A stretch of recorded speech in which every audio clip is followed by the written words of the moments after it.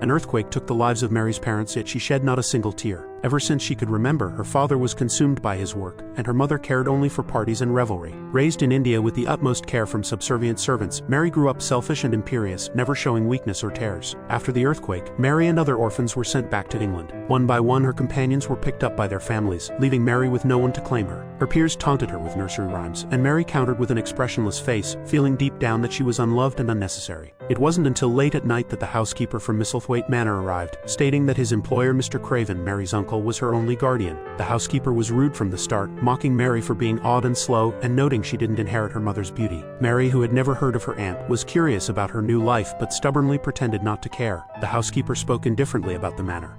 10 years ago, Mary's aunt died in an accident, and since then Mr. Craven had been lost in grief, neglecting everything and everyone. Mary felt a pang of sympathy for Mr. Craven, but the housekeeper quickly dismissed it, saying Mr. Craven didn't care about her and didn't want to see her, causing Mary to retract her sympathy. Mary arrived at the manor after a night's journey. The vast estate was shrouded in dark clouds as if cursed. Exhausted from the day's travels, Mary fell into a deep sleep, only to be awakened by a distant, eerie sobbing. When the housekeeper brought lunch, Mary, accustomed to being waited on like in India, demanded a maid to help her dress. The housekeeper coldly instructed that she must take care of herself here, not to touch anything or wander about. Mary had never felt more aggrieved, but had no choice but to follow the sobbing in her nightgown. Mary discovered a secret passage leading to a desolate bedroom overrun with ivy. The room, strikingly similar to her mother's, held a photo of her mother and aunt together, confirming it belonged to her aunt. Emerging from the passage, Mary continued to trace the source of the crying, which now sounded more like wailing. The housekeeper abruptly pulled her back to her room, dismissing the sounds as mere dog barks. Mary was convinced the manor hid a profound, unspeakable secret. In the afternoon, a young maid brought her food. Unlike the solemn, silent maids of her memory,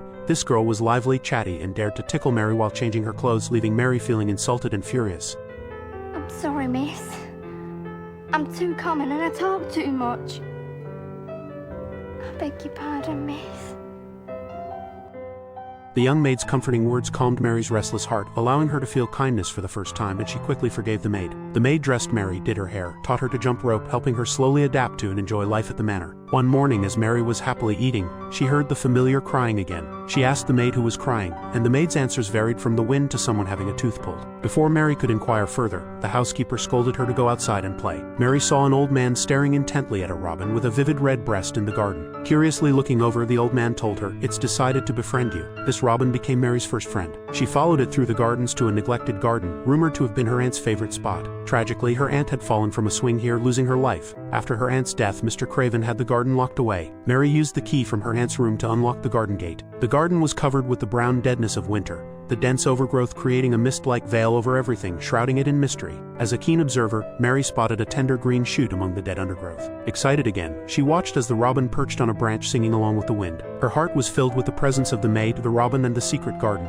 And then there was Dickon, the maid's brother, a young naturalist who galloped across the moors on his horse and could converse with birds. It was he who showed Mary a peeled-back piece of bark on a tree, pointing to the green beneath and explaining that the garden wasn't dead like them, it was alive, indicated by the presence of buds. This hopeful notion of life made Mary dream of her mother for the first time. In her dream, her mother called to her from the secret garden. Yet as a toddling young Mary approached, her mother vanished. Waking from the dream to crying, Mary followed the sound and found a boy with sharp, thin cheeks and an ivory complexion.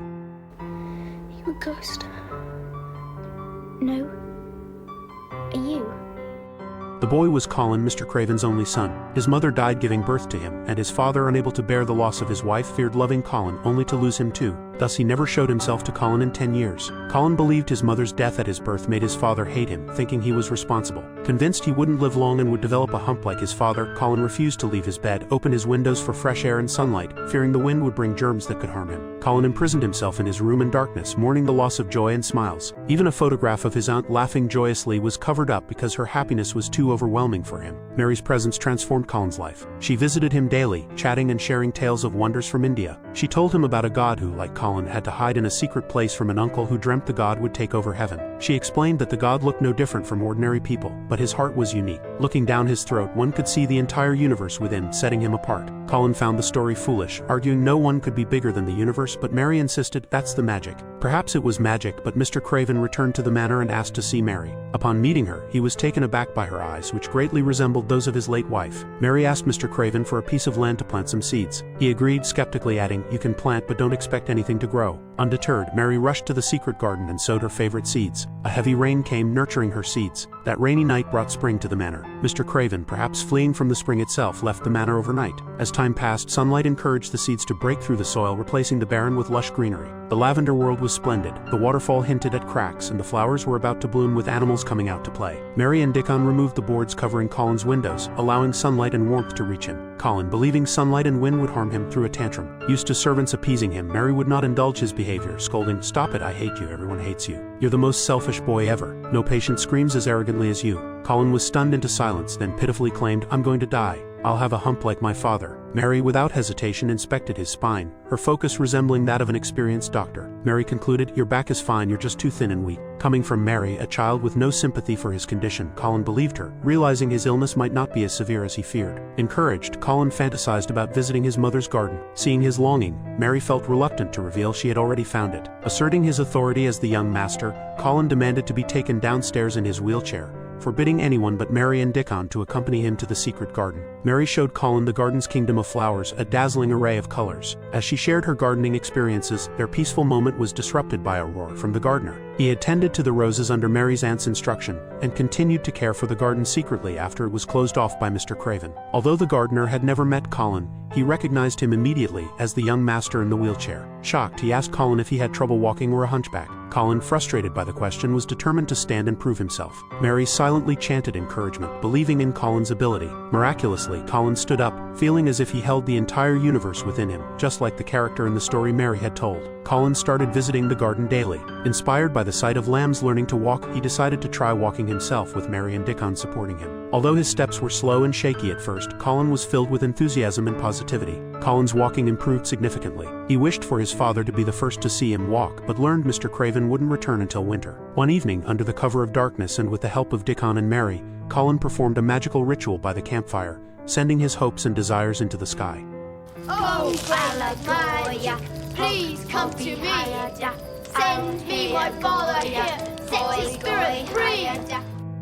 The flames carried Colin's wishes, and Mr. Craven had a beautiful dream about his wife calling him in the garden, prompting him to return to the manor immediately. He found Colin and the others playing blind man's buff in the secret garden. Colin, blindfolded, moved towards the sound of his father's voice. Upon touching his father's face, Colin instantly knew it was Mr. Craven, even though they had never met. Overwhelmed with emotion, Mr. Craven's eyes filled with tears, a happiness and smile he hadn't shown in a decade. Colin introduced Mr. Craven to the garden and its magic, just as Mary had shown him months before. Dickon was moved to tears by the scene, while Mary, feeling unneeded, ran away shouting. Mr. Craven reassured her, acknowledging her crucial role in bringing life back to the family. Mr. Craven promised not to close the garden again and assured Mary that she was wanted. Embracing her, Mary shed tears of joy for the first time. Colin joined them, and the three, once feeling unloved, formed a warm family, spending many long and romantic days in their secret garden. The spell was broken. My uncle learned to laugh, and I learned to cry. The secret garden is always open now. Open, and awake, and alive. If you look the right way, you can see that the whole world is a garden. Thanks for watching. Make sure you subscribe and turn on notifications so you can watch more videos like this.